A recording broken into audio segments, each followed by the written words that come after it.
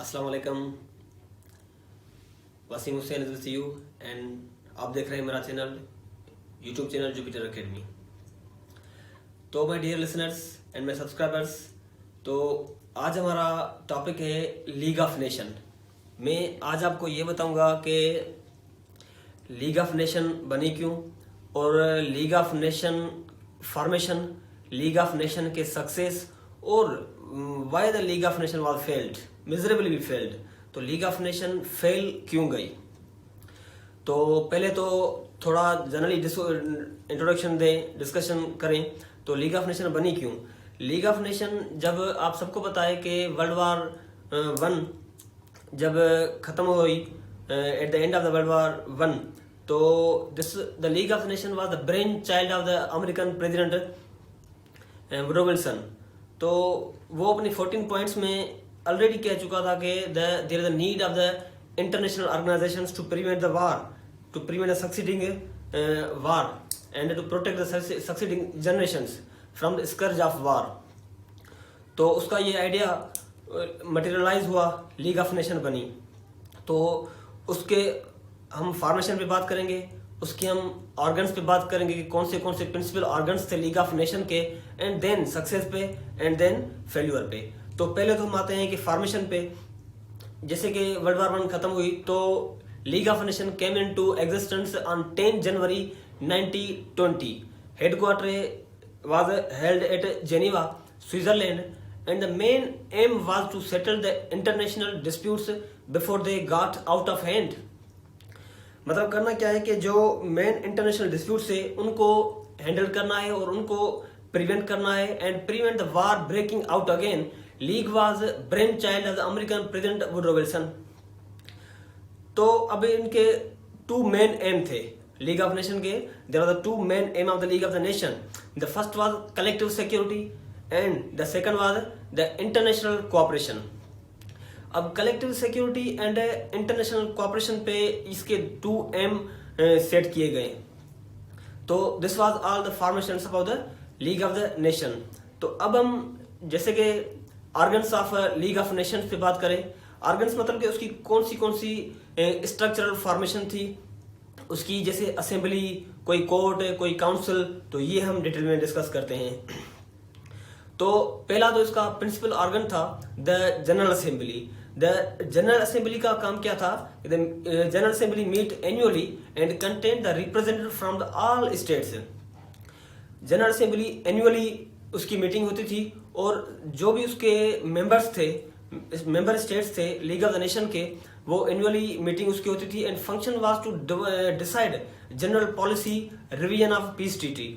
मतलब कि जो भी पीस ट्रीटी या जो भी पॉलिसी बनती थी उस पे एनुअली वो रिप्रेजेंटेटिव मिलके उस पे रिविजन्स देते थे कि इधर इट्स वैल्यूएबल और व्हाट शुड बी डन। तो this was the general assembly of the league of the Nation. अब जो हमारा सेकंड प्रिंसिपल है लीग ऑफ नेशन का, this is the council. The much smaller body meet 3 times in a year. मतलब कि एक ये छोटी सी एक बॉडी थी 3 times इन अ ईयर, एक साल में 3 मरतबा ये मिलती थी इनकी बॉडी। Contain 4 permanent members. अब जो काउंसिल में जो इनके 4 परमानेंट मेंबर्स कौन से थे? एक था ब्रिटेन, फ्रांस, इटली, जापान, और जो 9 अदर मतलब के नॉन परमानेंट मेंबर्स इलेक्ट करते थे for term of the 3 years। मतलब कि 4 इनके परमानेंट मेंबर्स हो गए, ब्रिटेन, फ्रांस, इटली, जापान। बाकी जो इनके 9 थे वो नॉन परमानेंट मेंबर्स थे elected for term of the 3 years। So this was the second principle of the League of the Nation. Now third one, the Permanent Court of International Justice. अब Permanent Court of International Justice भी इसका एक basic principle organ था और जो इसका headquarter था Holland में था, हेग में, एंड कंसिस्ट ऑफ द 15 जजेस। जो कोर्ट थी permanent court of international justice, उसमें 15 जजेस थे एंड स्टार्टेड फंक्शनिंग इन 1922। 1922 में इसने अपना फंक्शन स्टार्ट किया 1939 तक। मतलब कि ये हार्डली 66 केसेस सक्सेसफुली डील कर चुकी थी permanent court of international justice league of the nation की। Only 66 cases in the entire interwar period. जो फोर्थ इसका प्रिंसिपल ऑर्गन है, this is the secretariat. means looked after all the paperwork and prepare the agendas. मतलब कि किसी भी operational force या किसी भी ट्रीटी या कोई भी एक एजेंडा बनती थी तो उस पे जो पेपर वर्क करती थी वो this was the secretariat of the league of the nation. So this was the fourth principal of the league of the nation. Now come to the fifth one, commissions and committee. Commissions which handled the mandates, military affairs, minority groups and disarmament. मतलब कि जो भी mandate system था, अभी मैं आपको बताऊं कि मैंडेट सिस्टम क्या है. जब वर्ल्ड वार 2 से पहले या वर्ल्ड वार 2 से बाद मैंडेट सिस्टम ये था कि जब कोई मतलब कि नॉन गवर्निंग टेरिटरी थी तो लीग ऑफ नेशन उस टेरिटरी को किसी के हैंड ओवर करती थी कि इस टेरिटरी को आप डिफेंड करें और आप प्रोटेक्शन करें. जब तक कोई इस पे फाइनल सेटलमेंट या जब तक कोई इसकी रेजोल्यूशन ना आए तब तक उसको आप डिफेंड करें या गारंटी दें. सो this was the mandate system.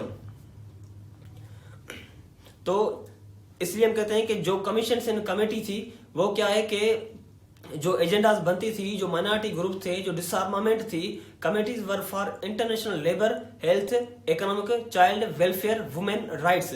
सो जो भी एक ह्यूमन राइट्स आप कह ले, जो भी एक ह्यूमन राइट्स की बॉडी थी वो कमीशन एंड कमिटीज थी.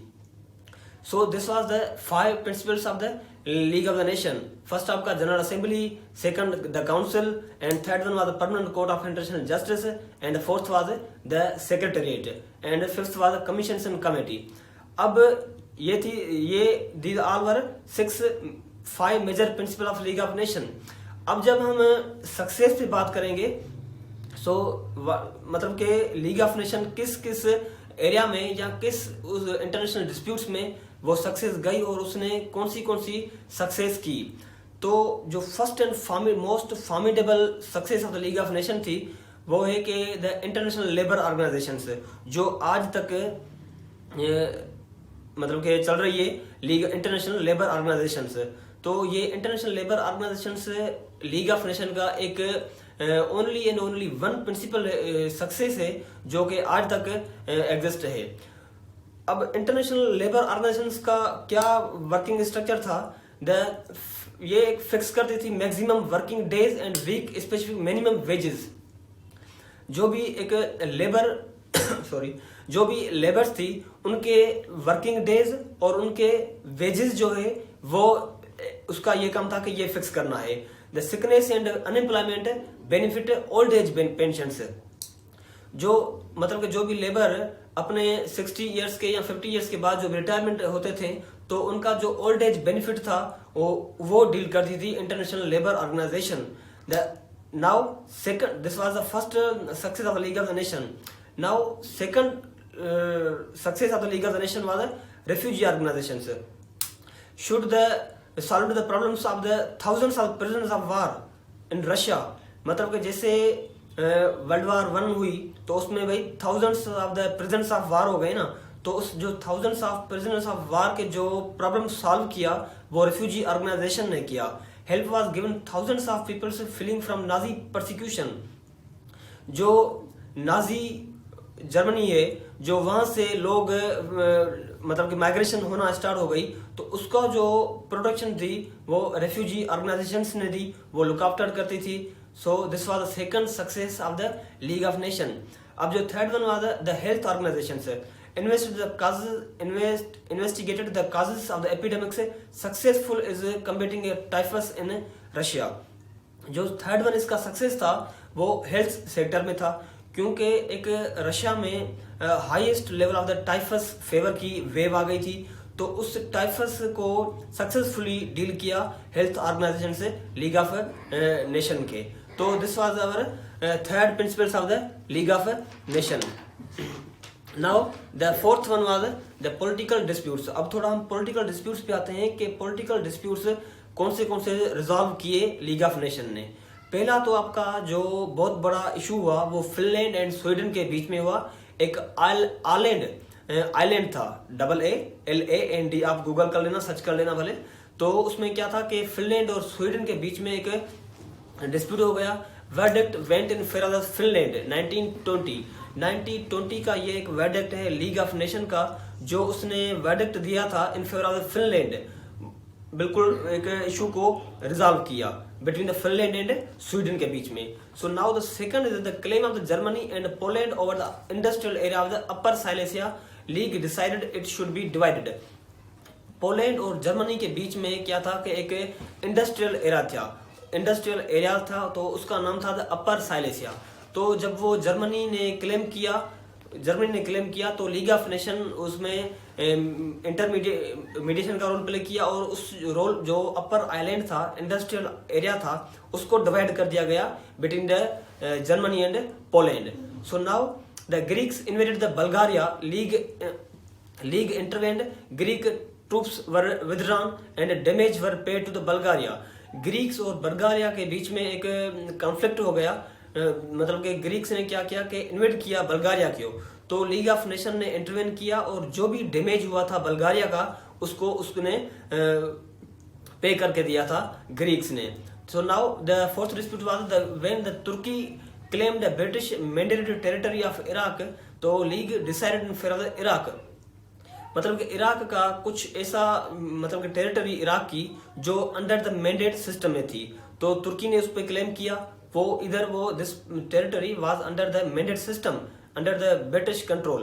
तो जैसे मैं अभी आपको बता के आया हूँ कि what is the mandate system, मतलब कोई भी टेरिटरी किसी के अंडर में for the sake of the protection, उसको मैंडेट सिस्टम कहते हैं.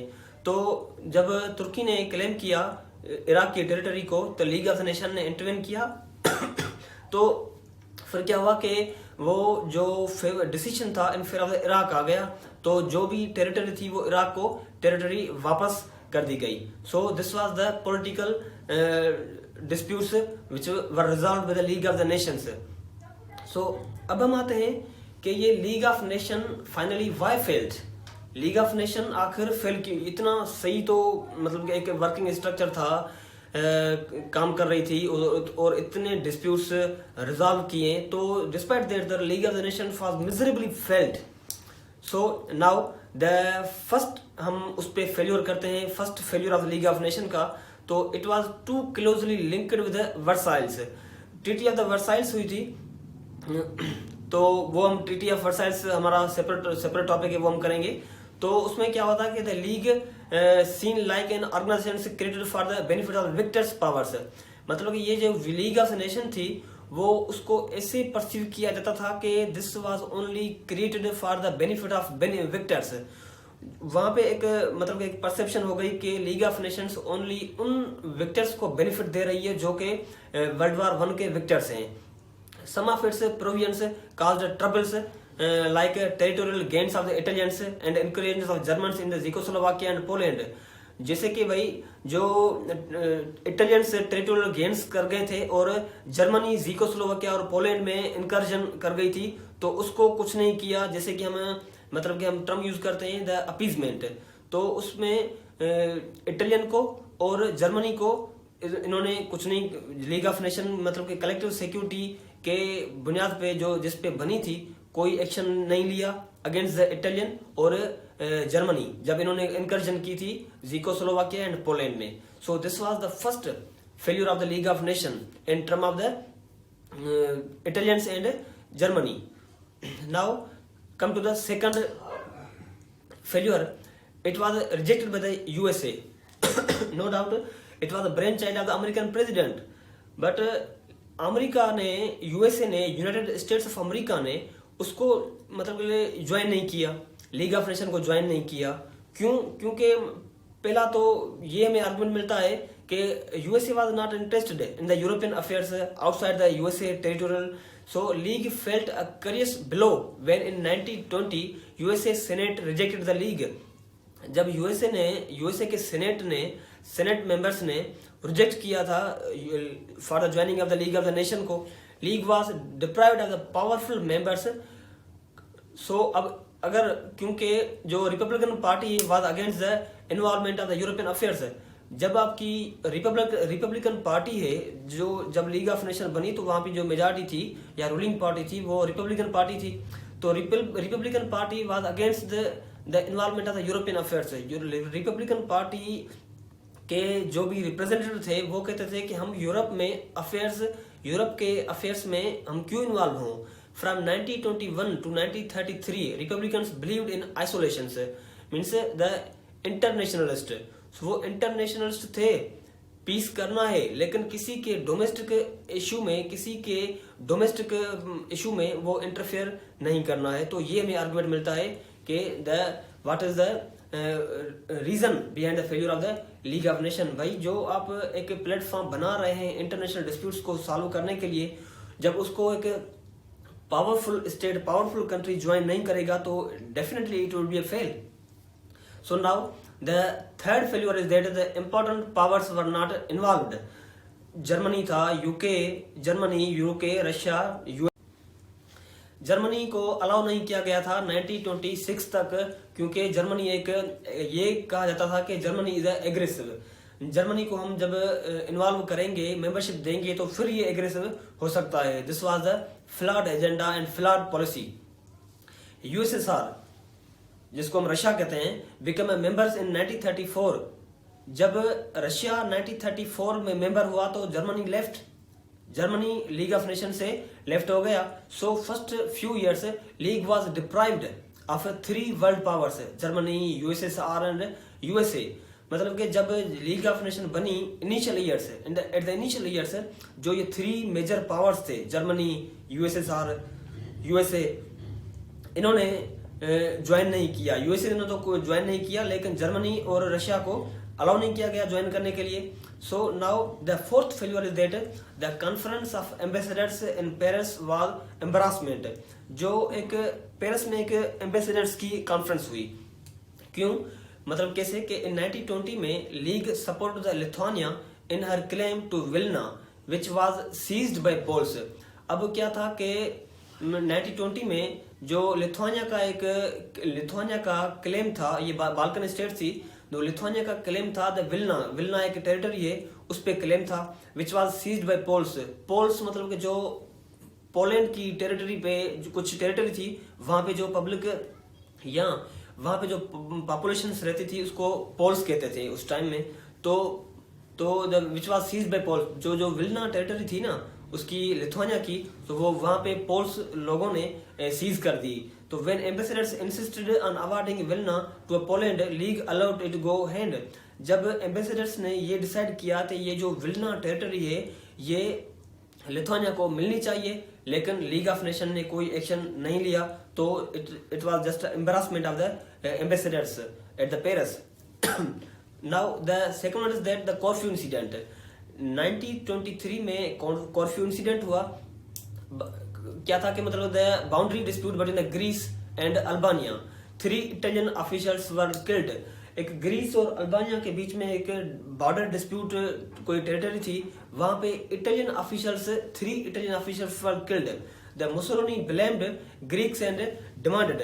मुसोलिनी एक इटली का रूलर था, तो उसने क्या किया कि मतलब के क्लेम किया कि मुझे रिपरेशन चाहिए इन तीनों की। The huge compensations and bombard and occupied Greek island of the Corfu. तो Greeks appealed to league but Mussolini refused. Greeks ने अपील किया लीग ऑफ नेशन को, बट मुसोलिनी जो इटालियन था उसने क्या किया, रिफ्यूज किया and threaten to withdraw Italy from league. Even के मुसोलिनी ने ये थ्रेट कर दिया गया कि अगर मुझे कोई प्रेशर आया या मुझे ये थ्रेट किया गया कि रिपरेशंस के लिए, तो I will withdraw from the league of the nation. Ambassadors order Greece to pay a full amount demanded. तो एम्बेसडर्स जो थे उन्होंने एक ऑर्डर किया ग्रीस को, you have to pay a full demanded amount. So this was the fourth failure of the league of the nation. So now the fifth one is the weakness in covenant. जो आपने league of nation का covenant बनाया उसमें क्या weaknesses थी? उसमें weaknesses ये थी कि it was difficult to take unanimous decisions against any aggressor. मतलब कि यूनानिमस ये बहुत एक बड़ा डिफिकल्ट था कि किसी भी एग्रेसर के अगेंस्ट में वो पावर्स जो यूनानिमस डिसीजंस ले सकें। League had no military force of its own. जैसे कि लीग ऑफ नेशन बनी तो लीग ऑफ नेशन को वो अपना कोई फोर्स नहीं था। अब लीग ऑफ नेशन के कोविनेंट आर्टिकल 16 में, आर्टिकल 16 मींस 16, उसमें हम देखें the it was expected that the member states to supply the troops if necessary. जो member states है वो troops हमें देंगे if there is a necessary. In 1923 में resolution was passed that each member states would decide itself to fight or not in crisis. मतलब कि 90 ये भी हमें आर्टिकल 16 में आया कि all member states would provide troops. लेकिन 1923 में ये रेजोल्यूशन पास होता है कि जो मेंबर स्टेट्स है वो डिसाइड करेंगे इधर I should go for fight और नॉट और टू रिमेन अ न्यूट्रल. तो ये रेजोल्यूशन पास हो गया. It was a major great blow to the covenant of the league of the nation. So now the sixth failure is it was much like a French British affair. The absence of the USA and USSR and the hostility of the Italy made the league French British affairs. जब USA आपका league of nation ने join नहीं किया, Russia ने join नहीं किया, तो it seems that affairs between the French and British, ये फ्रेंच और ब्रिटिश का एक मतलब आपस में जस्ट लाइक अफेयर हो गया. एक the rejection of the Geneva protocol. अब जेनीवा प्रोटोकॉल क्या है कि prohibitions against the use of the biological weapons, gas. So this was the Geneva protocol. जो कंजर्वेटिव पार्टी थी ब्रिटिश में उसने इसको रिजेक्ट किया गया. मतलब कि इससे ये हमें मिलता है कि the British was not a serious and British was not a enthusiastic about the league of nation. Geneva protocol ये था कि the no use of the biological weapons, no use of the weapon mass destruction. So ये भी एक failure है. अब Locarno treaty के अब होता है कि लोकार्नो ट्रीटी 1925 में हुई. किसके बीच में? Germany, France, Belgium and great Britain. It was signed in 1925 out of league. League of Nations के कोवेनेंट को सेट असाइड करके आपने जाके एक लोकार्नो ट्रीटी की कि we will decide the disputes, international disputes. हम आपस में बैठ के इंटरनेशनल डिस्प्यूट्स करेंगे. जो आपके यूएसएसआर है, यूएसए है, जर्मनी है, सो उसको आपने इन्वॉल्व नहीं किया. आपने एक ट्रीटी की by keeping set aside the covenant of the league of the nation. अभी जो सेवंथ बहुत बड़ा एक फेल्योर है लीग ऑफ नेशन का, वो है कि द वर्ल्ड इकोनॉमिक क्राइसिस, जिसको हम ग्रेट डिप्रेशन भी कहते हैं 1929 में. The economic crisis, great depression brought unemployment and falling living standard and caused the right wing governments to power in Japan and Germany. जब unemployment due to the great depression and economic crisis 1923 में हुआ, तो एक क्या है कि the right wing parties power में आ गई जापान एंड जर्मनी में. सो उस जो ग्रेट डिप्रेशन था 1929 में, उसको लीग ऑफ नेशन टैकल नहीं कर सकी. So this was also a seventh biggest failure of the league of nation. So now the eighth failure of the league of nation is Japanese invasion of Manchuria. Manchuria territory थी एक China की, आपने सुनी होगी. तो 1931 में, in 1931 में Japan invaded the Chinese territory Manchuria. China appeal to league of nation. China ने अपील किया लीग ऑफ नेशन को and league of nations ordered her troops to withdraw but Japan rejected. जब लीग ऑफ नेशन ने Japan को order किया that the you have to withdraw the troops from the Manchuria territory which is claimed by the China. So Japan rejected. League decided and Manchuria should be governed by a league. Japan rejected and withdraw from the league 1933. जब league of nation ने ये decide किया कि Japan को अपनी troops withdraw करनी होगी और this territory should be given to the China. So Japan ने थ्रेट किया लीग ऑफ नेशन को और Japan withdraw from the league of nation in 1933 में जापान विद्रा कर गया लीग ऑफ नेशन से. So this was the eighth failure of the league of nation. So now the last and most important failure of the league of nation क्या है? The failure of world disarmament conference. 1932 to 1933 तक डिसआर्मामेंट conference हुई. डिसआर्मामेंट conference मतलब कि जो भी आपके nuclear Arsenal's है, जो भी आपके न्यूक्लियर रिएक्टर्स है, उनको डिसआर्म करना है. ये एक बहुत बड़ी कॉन्फ्रेंस हुई. German asked for equality of armament with France, but France demanded this conference should be postponed for 8 years.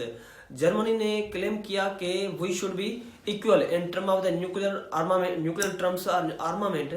France से हमें इक्वल होना है. तो फ्रांस ने क्या कहा कि this conference should be postpone for 8 years. मतलब ये जो हम कॉन्फ्रेंस है, कॉन्फ्रेंस ऑफ डिसआर्मामेंट है, तो इसको हम पोस्टपोन करते हैं फॉर द 8 years के लिए। So Hitler said it is an excuse of France to withdraw German from the league. Hitler ने कहा है कि it is just a excuse of France, ये एक एक्सक्यूज है जर्मनी को लीग ऑफ नेशन से विथड्रॉ कराने का।